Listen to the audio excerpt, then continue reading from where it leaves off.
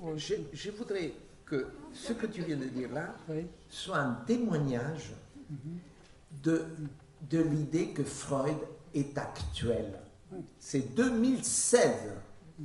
Alors, c'est difficile pour les gens qui ne nous connaissent pas, pour les gens qui sont en dehors de cette porte, pour les journalistes, pour les intéressés, quand ils disent « Oh là là, Freud, mais vous êtes Encore Freud. pas là ».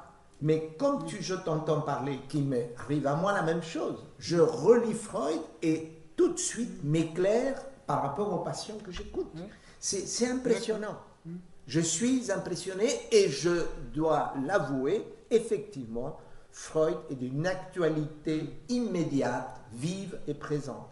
Enfin, justement, à ces propos, je voulais dire que le jaloux, je ne sais pas si tu seras d'accord avec ça, que le jaloux qui s'identifie, tu as dit, il s'identifie, j'ai ajouté, il s'identifie à la femme adultère.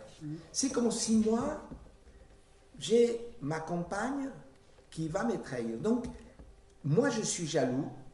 D'abord, je pense que le jaloux, tu l'as très bien dit, c'est un obsessionnel, c'est-à-dire il veut savoir la vérité. Il y a un problème de savoir, pulsion d'emprise, pulsion agressive. Et là, pour vouloir savoir, je vais essayer de sentir ce que peut sentir la femme qui peut me tromper. C'est-à-dire que je vais m'identifier à la femme et je vais essayer de sentir ce que peut sentir un être lorsqu'il est possédé.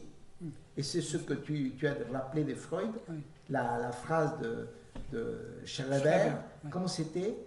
Qu'il serait beau d'être une femme et de subir l'accouplement. Exact. Le congrès sexuel, enfin. Moi, je crois que tu as j'ai beaucoup aimé que tu introduis cette phrase parce que c'est le problème du jaloux. C'est j'aimerais savoir ce que ma femme, ma compagne a senti pour être effectivement dans un acte adultère.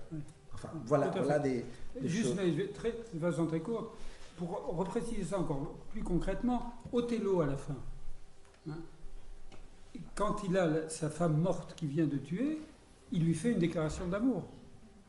Comme si le jaloux fou, enfin, il rencontre la femme comme objet mort. Absolument. Voilà. C'est-à-dire qu'il ne peut l'étreindre, et c'est génial de la part de Shakespeare, Freud a toujours dit que c'était les grands auteurs qui anticipaient la psychanalyse, c'est pas les psychiatres avant Freud, c'est plutôt les poètes. Et à ce moment-là, il l'étreint pour de bon. C'est comme si le rapport sexuel impossible chez le jaloux devient réalisé, mais une fois qu'il a immolé son propre objet. Voilà. Et à ce moment-là, Desdémone apparaît comme l'objet même du désir, mais en tant... Alors, c'est un obsessionnel, enfin un obsessionnel. Bien sûr, parce qu'il la possède. Il la possède. Voilà. Il la possède complètement. Voilà. Le fait qu'elle puisse donner un mouchoir, toute l'histoire c'est un mouchoir. Voilà. Ça c'est quelque chose qui détruit. Et de même, juste un point très très concret, ce que Freud dit, voilà, une femme se marie. Je résume ces textes, mais vous voyez la scène. Il y a les grandes pompes, quoi. Enfin, elle tient, et puis le père est à son bras, etc. Donc on pourrait penser, dit Freud, que c'est le père, le désir oedipien, qui a réalisé. Bon, mais ça c'est les débuts du mariage. Et dans la pratique, l'homme qui a été épousé, enfin, c'est structural, c'est schématique, mais bien sûr ça éclaire bien des choses. Dans un premier temps, le premier temps où il est l'héritier du père, ça va, quoi, elle a réalisé son Oedipe, elle a son homme qui remplace le père. Eh bien, elle le traite comme la mère, parce qu'elle va lui adresser une demande d'amour totale. Hein. Je trouve que c'est génialement repéré chez Freud.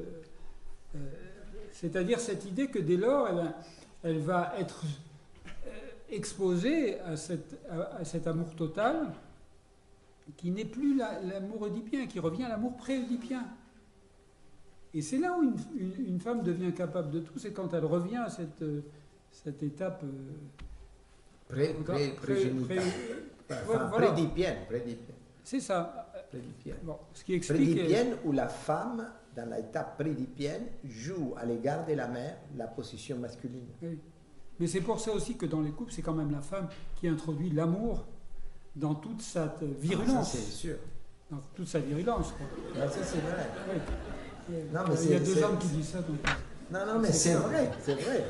Disons-le mais haut et fort. c'est vérifié en permanence. Et comme on l'a dit beaucoup de fois dans ce cycle, c'est très important, c'est que la femme unit le sexe et l'amour, parce que l'amour est prioritaire.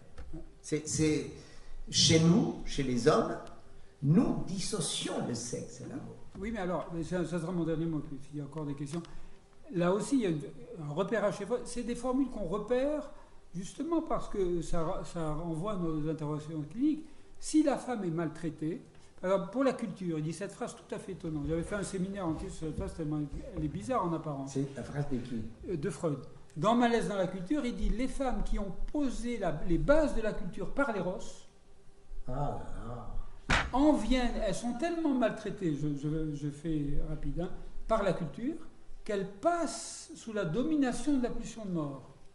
Je ne connaissais pas cette phrase, tu vois, Voilà. je l'ai lu Oui. 10 fois, Oui. c'était 50 Non, mais fois.